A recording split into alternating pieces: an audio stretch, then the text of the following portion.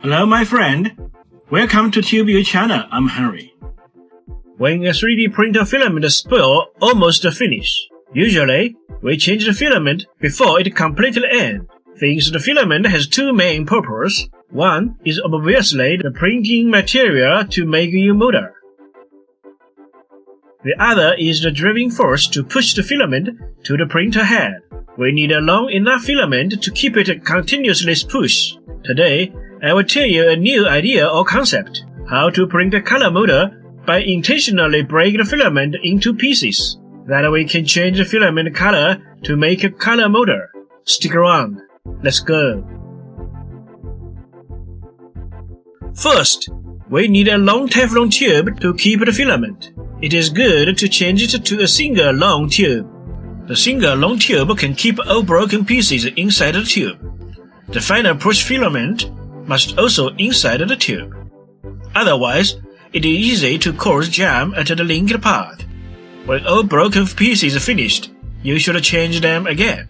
You will reconnect the Teflon tube at the extruder. It is not so convenient.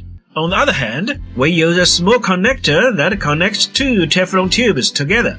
It is a simple M6 nut but longer. I prefer using this method since we can change the filament very easy. We cut the filament to about 30 cm piece and insert them into the tube. The longer tube directly connects to the printer head. The shorter tube connects to the extruder. Keep the broken pieces inside the long tube. Make sure the final push filament also reaches the long tube and can keep pushing. This will make printing smooth, even this is not my main topic here. I mentioned this because in my previous short video, one good comment pointed out how to do using this method. I have tried a long tube 1.2 meter and a short tube 40 cm. They can work quite good without jam or other problem. After that, we can use the 3D printer filament change function. The printer head will heat to a high temperature to melt the filament. Now push the last filament to get ready to the normal printing status. I choose the pair or motor to take the test. Print it. It looks very good. Which start at the yellow base. Then change to the white color and to the last blue color. After print it a period, pause the printing. Change the filament with newly broken pieces and keep printing until the finish. We can see it works very well.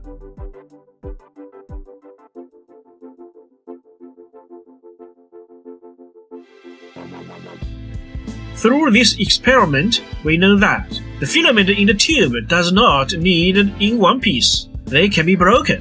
Of course, they must keep in touch together. Otherwise, air bubble may cause a problem. Here, I give my first prototype idea. Separate the filament function.